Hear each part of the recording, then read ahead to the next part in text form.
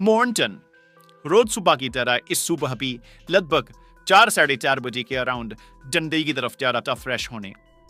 अचानक से उनको किसी चीज की ठोकर लगती है और वो एक गड्ढे में जाके गिरते हैं, जो कि देखने में लग रहा था कि अभी अभी खोदा है।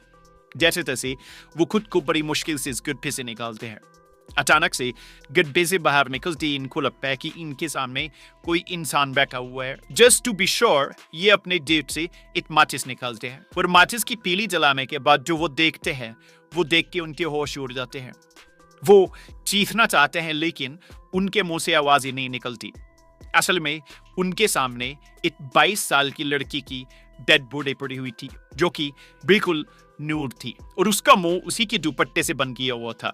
साथ ही उसके जो हाथ थे वो उसी की सलवार से बंधे हुए थे। ये देखने के बाद मोहनचंद बहुत ही ज्यादा डर गए। उन्होंने जैसे तैसे खुद को संभाला और बहुत जोर से वो चीखे। जंगल में मोहनचंद की ही तरह बहुत सारे लोग थे जो सुबह सुबह फ्लैश होने जाते थे।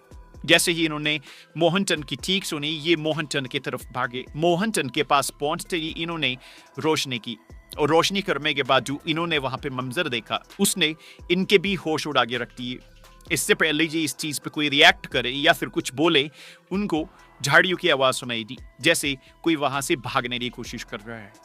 जो सारे जो गांव वाले थे ये उस आवाज की तरफ भागे। वहां पे उन्होंने देखा कि 2 लड़के वहां से भागने की कोशिश कर रहे थे। ये जो भी 8-10 लोग थे ये उनकी तरफ भागे और बहुत मुशक्कत करने के बाद इन्होंने उनको पकड़ लिया। उनको पकड़ने के बाद गांव वालों में जैसे ही उनको पहचाना तो वो शौक दे रहे थे और थोड़ी ही देर में ये जो बात थी ये पूरे गांव में फैल गई और देखते देखते गांव के लगभग 400 के अराउंड लोग इस जंगल में जमा हो गए और वो इन लड़कों को बुरी तरह से मारने लग पड़े।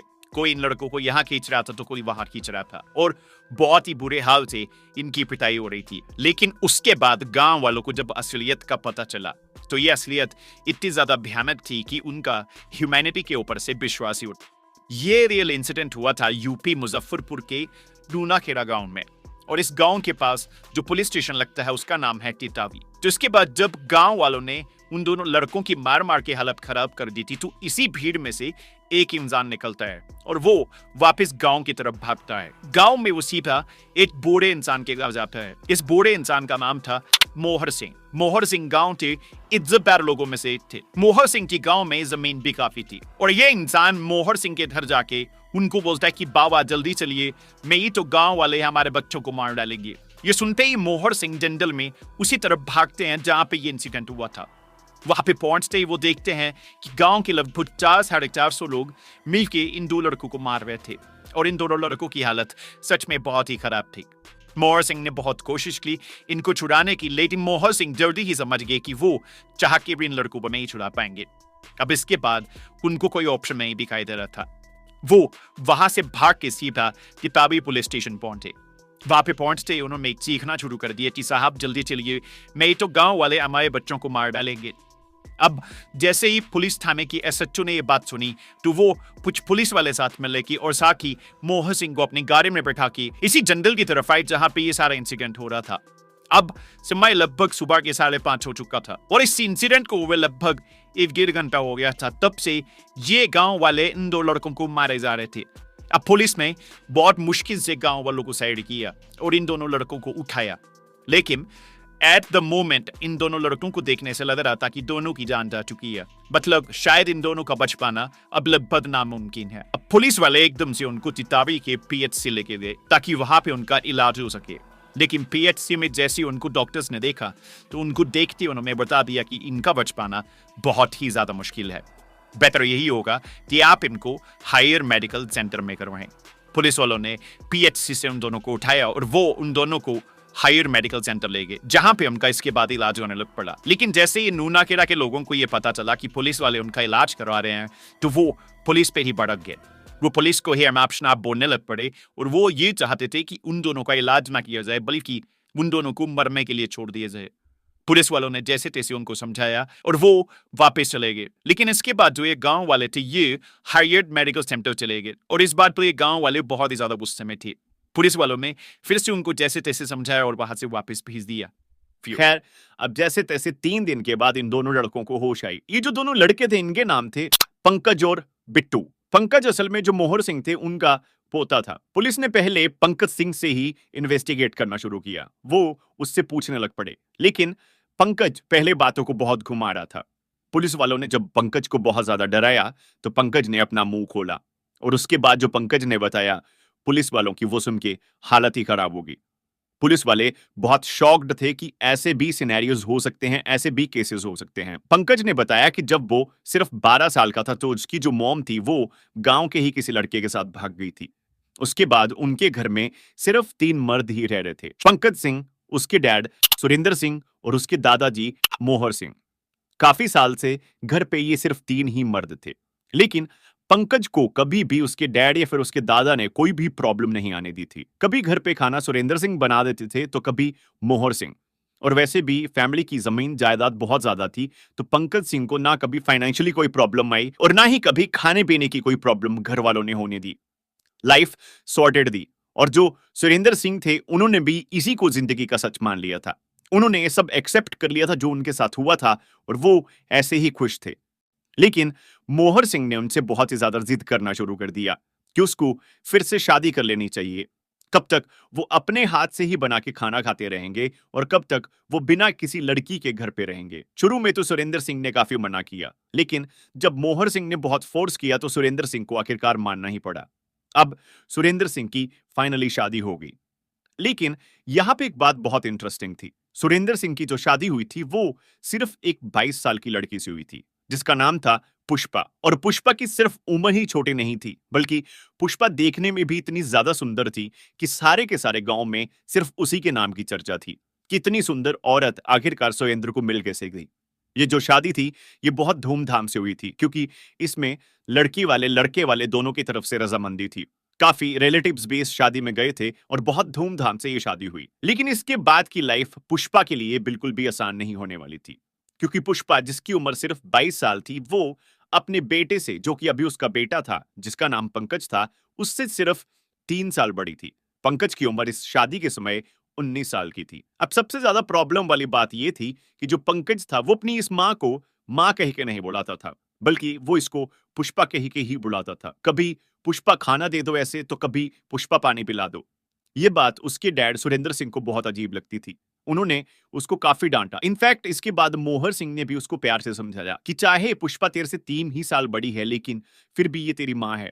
रिश्ते के लिहाज से तुझे इसको माँ कह के ही बुलाना चाहिए। लेकिन पंकज इसके बाद भी बाज नहीं आ रहा था। वो उसको देखता रहता था, कभी नहाते हुए, कभी कपड़े धोते हुए, कभी बेड पे सोते हुए, या फिर कभी खाना बनाते हुए। और पंकज के इंटेंशन उसके लिए बिल्कुल भी ठीक नहीं थे। अब ये बात जब मोहर सिंह को पता चली, तो उन्होंने पंकज को डांटा इसके बाद। लेकिन पंकज फिर भी बाज नहीं आ रहा था। हद तो तब हो गई जब पंकज ने एक बारी पुष्पा का हाथ ही पकड़ लिया। जिसके बाद पुष्पा रोती रोती मोहर सिंह के पास आई और उनको बोलने लगे कि बाबा, इसको समझा लो, ये मुझे बहुत परेशान करता है, और इसकी इंटेंशन भी उसके लिए अच्छे नहीं है। अब इसके बाद मोहर सिंह को बहुत गुस्सा आया। उन्होंने पंकज को फिर से बुलाया और उसको ठीक ठाक वे में समझाया कि तू अब घर में अकेला मेरी परमिशन के बिना कहीं भी नहीं घूमेगा। जैसे फ्रीडम से तू पहले घूमता था, अब उस फ्रीडम से तू किसी भी कमरे में नहीं आ जा सकता। अगर तुझे किसी कमरे में आना जाना होगा, तो तू मुझसे पूछ के आएगा जाएगा, या फिर मेरे साथ ही जाएगा, स्पेशली पुष्पा के कमरे में।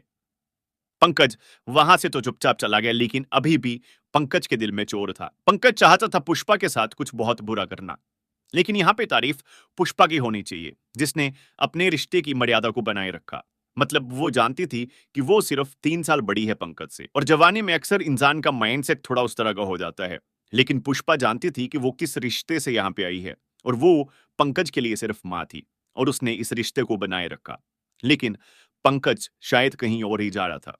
अब इस सबके बाद पंकज ने अपने दोस्त बिट्टू से सब कुछ डिस्कस करना शुरू कर दिया कि उसको उसकी जो ये स्टेप मॉम है, ये बहुत अच्छी लगती है, लेकिन वो उससे बात भी नहीं करती ढंग से। असल में जो पंकज था, वो पुष्पा की तरफ फिजिकली अट्रैक्टेड था काफी। इसके बाद बिट्टू ने उसको बताया कि जो तेरी इंटेंशंस है, जो तू चाहता है, वो कभी भी पूरे नहीं हो सकते, और अगर तू चाहता है कि ये सब कुछ पूरा हो, जो तू चाहता है वो तू कर पाए, तो बिट्टू ने उसको सेडेटिव्स दी।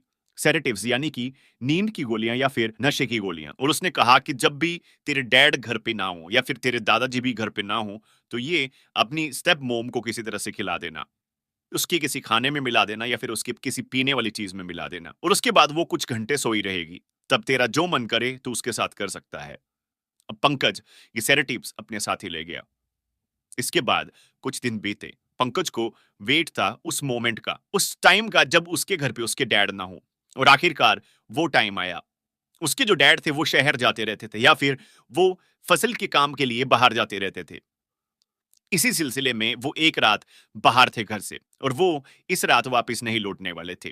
पंकज समझ गया कि यही उसके पास अपॉर्चुनिटी थी। घर पे सबको आदत थी कि रात को दूध पी के ही सोना, और यही इस रात भी होने वाला था। पंकज ने ये 10 की 10 जो गोलियां थी ये उस दूध में डाल दी, और ये दूध उसके दादाजी मोहर सिंह ने भी पिया और साथ ही पुष्पा ने भी पिया, और दोनों उसके बाद सो गए। दोनों को बिल्कुल भी होश नहीं थी। दादाजी को उसने ये दूध इसलिए पिलाया क्योंकि वो चाहता था कि आधी रात कहीं दादाजी उठ के ना आ जाए और वो पकड़ा ना जाए। अब जैसे उसने देखा कि उसका प्लान काम कर रहा है तो वो भाग के बिट्टू की तरफ गया और बिट्टू को उसने सब कुछ बताया। बिट्टू ने उसको बताया कि घर पे अगर तू कुछ भी करेगा तो हो सकता है तू पकड़ा जाए। बेटर ये होगा कि वो पुष्पा को जंगल की तरफ ले आए। असल में जो पंकज का घर था वहां से 150-200 मीटर दूर ही जंगल शुरू हो जाता था, और ये जंगल बहुत ही घना था। अब ये जो टाइम था ये लगभग 10:30-11 बजे का टाइम था। पंकज ने पुष्पा को कंधे पे उठाया और वो उसको जंगल की तरफ ले गया। वहां पे बिट्टू भी उसके साथ था। दोनों उसको देख के इनफैक्ट बहुत ही ज्यादा खुश थे कि फाइनली जो उन्होंने इतने टाइम से सोचा था, जो उन्होंने इतने टाइम से प्लान किया हुआ था, वो अब एग्जीक्यूट होने वाला है और वो जो चाहते थे वो उनको मिलने वाला है। दोनों ने बारी बारी से पुष्पा का रेप करना शुरू कर दिया, पर दोनों में एक तरह से कंपटीशन ही आ गया कि कौन पुष्पा के साथ ज्यादा बार इंटीमेट होगा।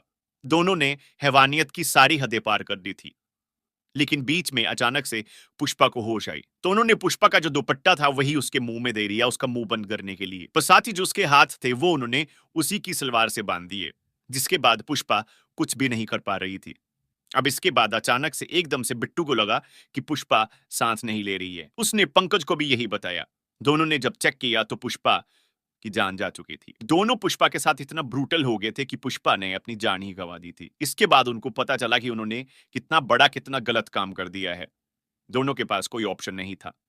पंकज फटाफट से भाग के अपने घर की तरफ गया और वो जमीन खोदने के लिए कुछ टूल्स लेके आया, जैसे फावड़ा वगैरह इस तरह के कुछ टूल्स लेके आया जिससे वो जमीन खोदें और पुष्पा को वहीं पे दबा दें, किसी को पता लगने से पहले। फटाफट से उन्होंने एक गड्ढा खोद लिया। अब ये सारे काम पूरे हो गए थे, लेकिन पुष्पा को उस गड्ढे में डालने से पहले उनको याद आया कि पुष्पा के कुछ कपड़े अभी भी बाहर जंगल में ही हैं। सिर्फ उसका दुपट्टा और सलवार जो था वो पुष्पा के मुंह में था और पुष्पा के उससे हाथ बंधे हुए थे। इसके अलावा जो भी कपड़े थे वो पुष्पा के जंगल में कहीं बिखरे हुए थे। दोनों जंगल में ये कपड़े ढूंढने चले गए। क्योंकि अंधेरा काफी था, दोनों को कपड़े दिखाई ही नहीं दे रहे थे। ढूंढते ढूंढते दोनों काफी दूर तक चले गए। अब इसके बाद जब थक हार के वो वापस आने लगे उसको दबाने के लिए, उसी समय मोहन चंद सुबह फ्रेश होने जंगल की तरफ जा रहा था। ये टाइम सुबह का 4-4:30 बजे का हो गया था। और उसके बाद जैसा मैंने आपको बताया, गांव वालों ने उनको पकड़ लिया। पुलिस वालों ने जब पुष्पा का पोस्टमार्टम किया तो उसमें पता चला कि पुष्पा की असल में जो डेथ हुई थी वो किस वजह से हुई थी। यहां से पता चलता है कि बिट्टू और पंकज ने हैवानियत की कितनी हदें पार की थी। असल में जो पुष्पा का प्राइवेट पार्ट था वो उन्होंने बुरी तरह से डैमेज किया था। मतलब जब पुष्पा ने उठने की कोशिश भी की थी तो भी उन्होंने पुष्पा को मारा भी था, जिसकी वजह से उसके प्राइवेट पार्ट से इतनी ज्यादा ब्लीडिंग हो गई थी कि उसी वजह से उसकी जान चली गई थी। जब गांव वालों को पता चला तो वो बहुत ही ज्यादा गुस्से में थे। बिट्टू और पंकज दोनों को जेल होगी। ऐसे ही बहुत सारे इंसिडेंट्स हैं जो ये बताते हैं कि जो ह्यूमैनिटी है वो इस दुनिया से खत्म होती जा रही है। मतलब ऐसे बहुत सारे लोग हैं जो इतना गलत अपने ही फैमिली मेंबर्स के साथ कर देते हैं बिना सोचे किसके कॉन्सिक्वेंसेस उनको ही क्या झेलने पड़ेंगे या फिर उनकी फैमिली वालों को क्या झेलने पड़ेंगे। और साथ ही थोड़ी गलती उसके दादा मोहर सिंह की भी थी। उनको भी उनके बेटे की शादी इतनी छोटी लड़की से नहीं करवानी चाहिए थी, जस्ट बिकॉज जो पुष्पा थी वो गरीब घर की थी। उनको ये देखना चाहिए था कि वो उनके बेटे की लगभग बेटी की ही उम्र की है। और पुष्पा ने तो अपनी तरफ से पूरी कोशिश की थी इस रिश्ते को निभाने की, लेकिन फिर भी उसको अपनी जान से हाथ धोना पड़ा। सो ये पहला वीडियो था जो कि इस चैनल पे मैं अपलोड कर रहा हूं, जिसपे आपको ऐसे ही बहुत सारे इंसिडेंट्स मिलते रहेंगे देखने के लिए। सो आई रियली होप आपको वीडियो पसंद आई हो। वीडियो पसंद आई तो वीडियो को लाइक करना ना भूलें और चैनल को सब्सक्राइब करना बिल्कुल भी ना भूलें अगर आप ऐसी ही वीडियोस मेरे चैनल पे देखना चाहते हैं। See you next time in the next video. Bye bye.